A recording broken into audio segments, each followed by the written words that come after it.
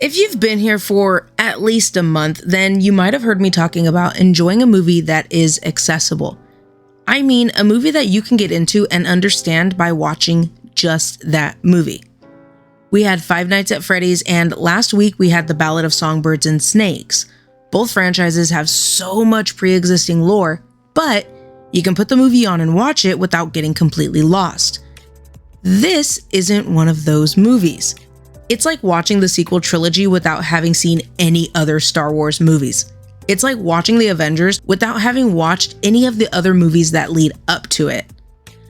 I also really don't know anything about the guy besides the fact that I have definitely referred to Neapolitan ice cream as Napoleon ice cream as a child. Hi friends, welcome back, or just welcome if you're new here. I'm here as a friend to give you my spoiler-free thoughts on the latest movie I watched in theaters, or maybe something I've watched while cozied up at home. If you're looking for my thoughts on a specific movie, DM me on Instagram, let me know in the comment section on YouTube, or the Q&A on the podcast. Tune in for new episodes every Friday, and don't forget to follow the podcast, subscribe on YouTube, follow me on Instagram, all the things, so you don't miss out on what I'm watching and what we're going to be talking about. This time, we're talking about a movie that surprisingly, and I say surprisingly because it's been a very, very long time since I have fallen asleep during a movie. In my defense, hear me out. We watched this movie on the Saturday after Black Friday, and I was completely exhausted. That, and apparently AMC is showing movies in the freezer. That theater was so cold. I did finish watching the movie though before writing up my thoughts, so let's talk about Ridley Scott's Napoleon. A look at the military commander's origin and his swift, ruthless climb to emperor, viewed through the prism of his addictive and often volatile relationship with his wife and one true love, Joséphine. This movie is visually interesting. I'm not going to say it's a visual treat because, let's be real, it's just not for me, and that's okay. What I do like is the color palette. I like that there's not a ton of rich saturation and bright colors. It's very muted, arguably a little boring, but again, I thought it was interesting because I like how moody it makes the movie look. I felt like those empty feelings dealing with war and conflict were very present and obvious. Let's talk about the battle sequences because when we got them, they were pretty neat. I'm gonna touch on how I really feel about the movie for a second, and I'll dive more into it in my final thoughts section. The battle sequences were cool. I like to see the strategy come to life, but to be honest, it's a lot to look at and not a lot of time to look at it. That said, the pacing throughout the movie is weird, and it really added to that feeling, kind of like what I was talking about at the top of the video. I just felt like I missed something. Aside from that, yes, the action was there, and for the most part, it was kind of holding my attention. I particularly liked the battle sequence that took place about halfway through the film. Again, I like that strategy and to see the battle, to see how they moved into place on the battlefield. I like the camera angles here and the use of color as well. Finishing off this section, we're going to very briefly talk about the acting, but please note, I want to say so much more that I will say in my final thoughts in a moment. The acting in this movie it's great. Napoleon Bonaparte and Joséphine. I really like Joaquin Phoenix. He's an incredible actor. I am a fan. Vanessa Kirby, gorgeous, stunning. I really like what I've seen from her in the handful of movies that I have seen her in. Now, I'm not gonna lie, I feel like I've been holding back a lot. So let's just put it all out there. Final thoughts, you guys. I didn't like this movie. Now, before you thumbs down and at me in the comments, this is not my kind of movie. My honey wanted to watch this movie, and I'm not gonna lie, you guys, 99% of the movies I talk about on here, yeah, he's interested, at least I think he is, so I'm kind of just pulling him along with me. So I totally don't mind watching something that he picks out, even if it's not something that I would have picked for myself. Also, the trailers made this movie look like one of those really good movies that you would only ever watch once. Anyway, I really believe that even if a movie isn't a genre that I would go for, it could still be a good movie. What I'm trying to say is maybe this movie just isn't for me, but I will say there are some really glaring issues beyond just preference. I'm going to talk about the elephant in the room. If you've been hanging out with me for a while, then you know, or I would hope you know, that I am a fan of women, and I am a bigger fan when they are written well. They don't have to be strong female characters, just women that are written well. That said, I cannot stand the way Vanessa Kirby's Joséphine was portrayed in this movie. I understand Joséphine is a real historical person, but there are creative liberties taken here in this movie. Why couldn't expanding on her character be one of those things? When my honey told me he wanted to watch this movie, I was down. Like I said, I don't mind watching a movie he picks, and I was even more excited when I saw Vanessa Kirby was involved in the movie. Unfortunately, I walked out very disappointed at how flat her character was and how her value as a woman was painfully picked at nearly every time she was on screen. I also linked a TikTok from Jay Stoobs in the description below. She talks about this in length, and she talks about the age gap as well. I think her video is like 4 minutes long, and she explains this issue that I have with this character so much better than I could have.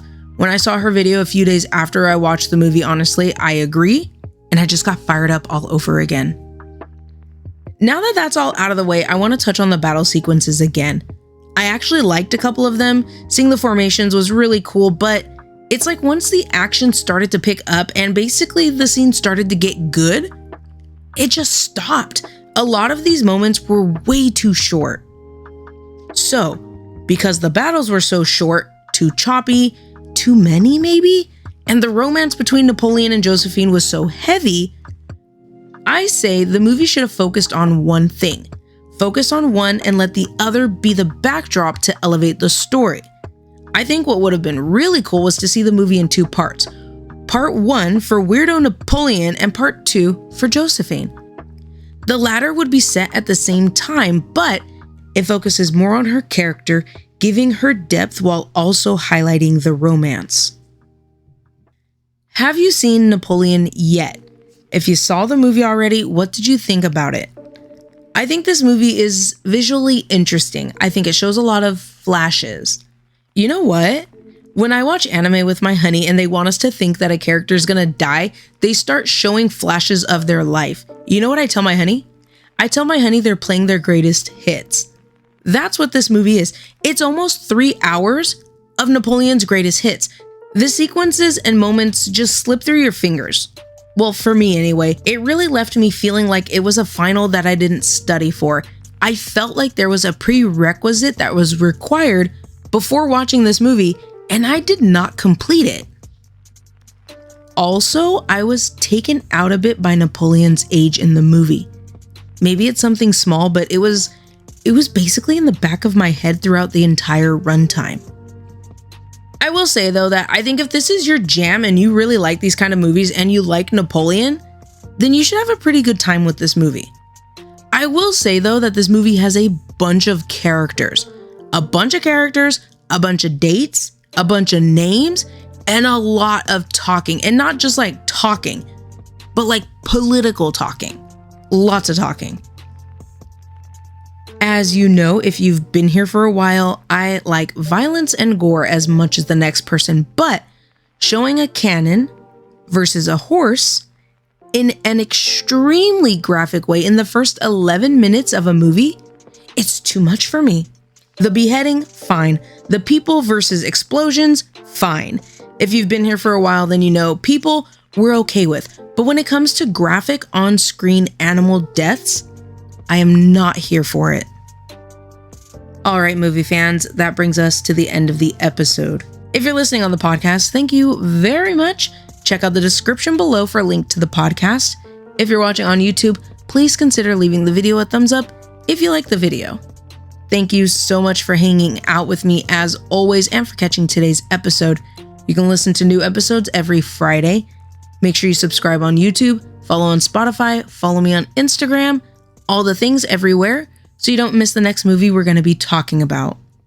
The next movie I have tickets for is The Boy and the Heron, and my honey and I are going back to AMC to catch this one in IMAX. I mentioned in last week's episode that we usually do these movies in the original Japanese audio, but that English dub cast is stacked. So we agreed that we wanted to catch this one in English. The day after that, we're gonna go watch Godzilla -1. I haven't had the opportunity to talk about Godzilla with you guys before, but I am a fan. And I'm not gonna lie, I was gonna skip this one because I feel like I've missed out on so many Godzilla movies in the past. When I read online that -1 isn't connected to the previous films, I was so eager to get tickets. Then the ratings were coming in, and then the reviews on TikTok. I had a little hiccup trying to get tickets, but I've got tickets for this one and we'll be talking about it next week. Finally, we're rolling out of 2023 with podcast exclusive episodes. So after next week, that is it for YouTube, and you can catch me on the podcast. We'll finally be talking about Totally Killer, Rebel Moon, and I have at least one movie that I'm going to watch with my family at home during the holidays that I'm really interested in and I want to talk to you guys about. So I hope you'll join me on YouTube and the podcast on Spotify and online at Spotify for podcasters, especially for those exclusive episodes. I would love to hear from you guys, so let me know your thoughts on today's episode or just your thoughts on the movie we talked about today in the comment section on YouTube or on Spotify. I've got the Q&A, I've got polls, so check it out. Because I really want to know what you guys think wherever you're listening or on Instagram at a.rocket.review, because you guys, I want to know, did you like this movie? If you watched it, did you like it? Did you not? Because like I said, I didn't like the movie, but I would love to hear from anybody that also didn't like it, but I would also love to hear from anybody that did like the movie, you know, a different perspective on it. I'm interested. Let me know, and I will talk to you guys next week. But until the next episode, spread positivity, be safe, take care of yourself, and happy holidays. I'll talk to you guys soon. Bye.